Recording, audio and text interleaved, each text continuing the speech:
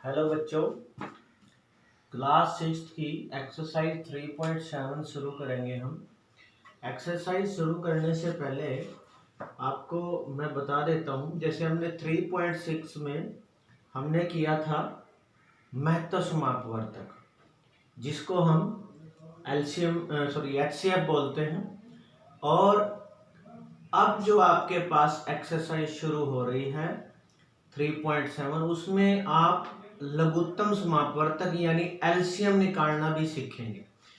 सबसे पहले आप इन दोनों के बीच में अंतर क्या है कि एचसीएफ और एलसीएम यानी महत्व समापवर्तक और लघुत्तम समापवर्तक में अंतर क्या है और इनको कब निकालना है, किस क्वेश्चन में महत्व समापवर्तक इस्तेमाल करना है और किस क्वेश्चन में लघुत्तम समापवर्तक यूज करना है, इसको हम अच्छे से समझेंगे।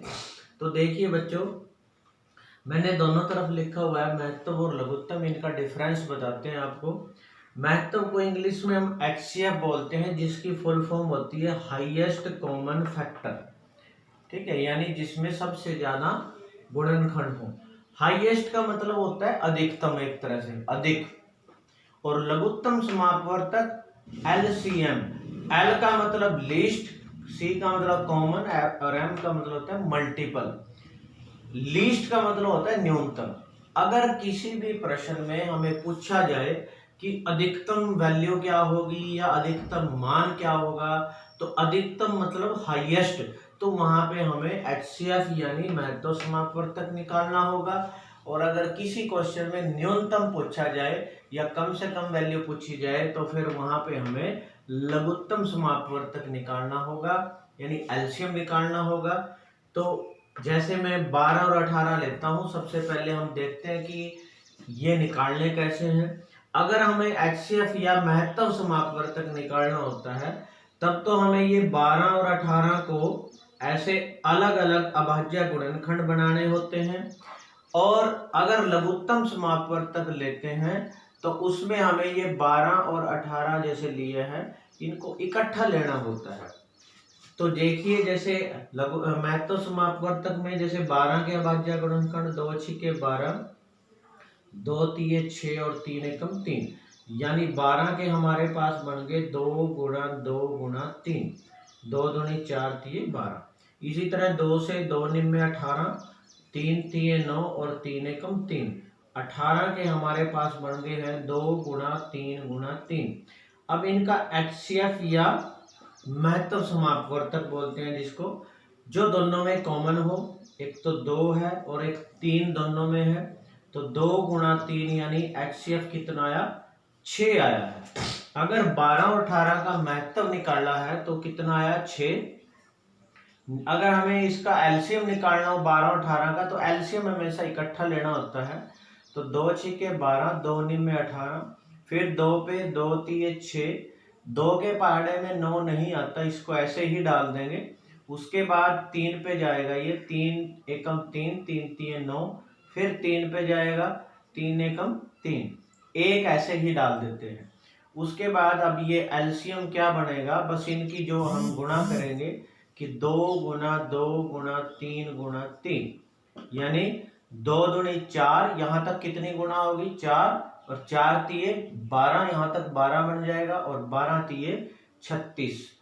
इन सब की गुणा करनी है, जोड़ना नहीं है। 2 दूनी 4, 4 तिये 12 और 12 तिये 36, ये आया इनका एलसीएम। अब हम आपको ये भी बता देते हैं, देखो जो महत्व समापवर्तक होता है, जैसे ये 6 आया, यहाँ पे इस 6 से देखो 12 भी 6 के पहाड़े में आता है और 18 भी, या कह देते हैं 12 जो है 6 और 18 दोनों 6 से भाग हो जाते हैं, 6 से 12 भी भाग हो जाता है और 6 से 18 भी। यहाँ पे तो क्या है, ये 6 एक ऐसी संख्या है जो 12 और 18 दोनों को भाग कर देती है। लेकिन यहाँ पे क्या है, जो एलसीएम आया है, एलसीएम एक ऐसी संख्या है जो 12 और 18 दोनों के पहाड़े में आता है। इन दोनों के पहाड़े में आने वाला ये है, यानी ये 12 और 18 दोनों से भाग हो जाता है 36। और यहाँ देखो, इस अकेले से ये दोनों भाग होते हैं, इसमें इस इन दोनों से ये अकेला भाग होता है, ये इसका उल्टा होता है एक तरह से। अब देखिए जैसे हम ये फर्स्ट क्वेश्चन शुरू करेंगे एक्सरसाइज का।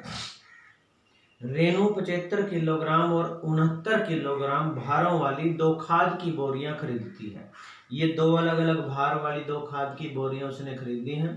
भार के उस बट्टे, बट्टे का मतलब है यहाँ कि जो वजन तोलने वाला बट्टा होता है, पहले तराजू होते थे उसमें हम बट्टा रख के तोलते थे, तो उस पे वेट लिखा होता है कितने किलोग्राम का है।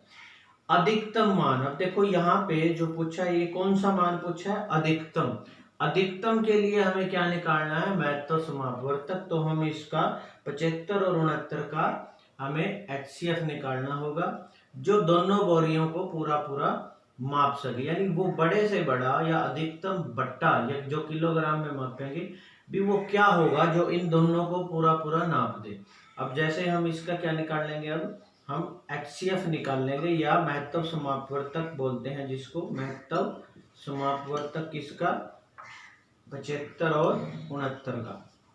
तो सबसे पहले जैसे 75 के लिए 2 से तो ये भाग होगा नहीं क्योंकि पीछे 5 है इसमें, तो ये 3 पे देखते हैं। 3 के लिए हम अंकों का जोड़ करके देख सकते हैं, 7 और 5 कितना होता है, 12, और 12 3 से भाग हो जाता है।